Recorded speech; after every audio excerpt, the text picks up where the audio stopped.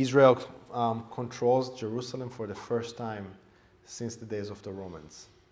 Can you imagine the emotions of the Jews during those times, 1967, where they finally get to the Temple Mount, and for the first time there is Jewish presence on the Temple Mount since the days of Jesus. Israel makes an offer to all the people that lived in those areas and said, if you're willing to acknowledge our sovereignty over the land, you're willing to put down your guns, agree that we have a right for existence in this land, you can be equal citizens. Again, some did.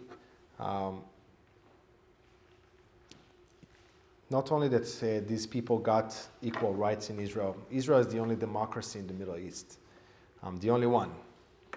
These people got equal rights, meaning that they're the only people who really can thrive in the Middle East outside of the dictators themselves are the Arab and Muslims that live in Israel.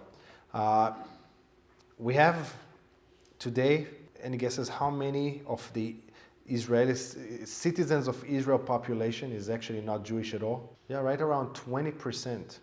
Right around 20% of Israel's citizens are not even Jews. Most of them are Arabs, either Muslim or Christian. Most popular, every year Israel releases what's the most popular name for baby boys every year. For the last, I don't know how many years, 30, 40 years, it's always the same name. That is the most popular name for Israeli citizen babies. It's Muhammad. Every year, that's the most popular name. We have 10 in our current government that is like one of the most right-leaning governments we had in the history of Israel. We have 10 Arabs representatives in our government. Most of them are Muslim. Celebrities who are Arabs and Muslims, singers, artists, athletes on our Israel national team. We have Arab players.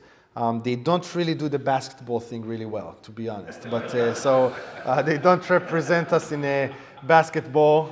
But soccer they do. They're okay in soccer, and we always have a couple Arabs on our Israel national team. Point is, anyone who decided to have peace got peace.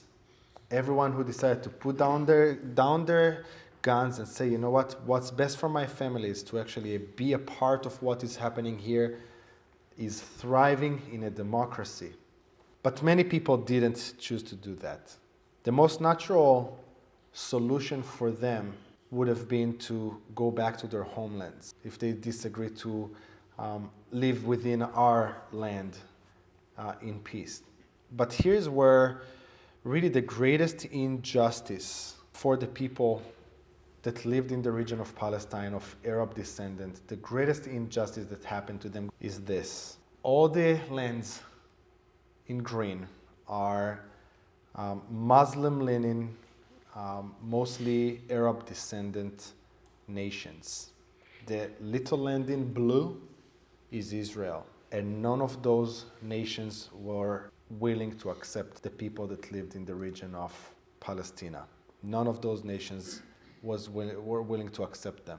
And that was probably the greatest injustice. This is probably the greatest injustice in the whole story of these people who call themselves Palestinians. After this war, most of the city of Gaza, most of the people in Gaza, most of the people that live in the West Bank, former Jordanians, former Egyptians, are not willing to accept the sovereignty of Israel over the land. And the new term comes up. A new word is coming up.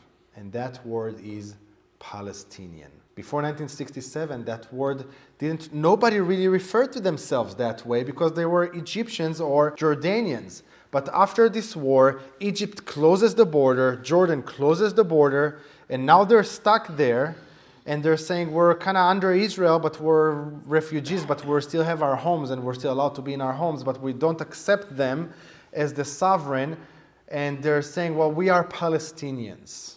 And the Arab nations convinced them of that. Well, you're Palestinians, you shouldn't come here, you're Palestinians, you belong in that land.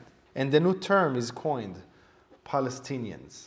When you hear in politics, politicians talk about we want to move towards a two-state solution, at best, they refer to going back to the map on the left, meaning that Israel needs to get out of Jerusalem, our capital city, that Israel needs to move out of all of the West Bank and Gaza and leave it alone.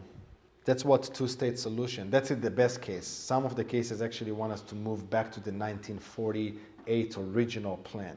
That's what they refer to when they talk about two-state solution. This is the state of Israel today. This is the map of the state of Israel today. So you can see a green line where the West Bank is. You see the Gaza Strip on the southwest. And I'll say this, Israel, the Jews are so tired of war.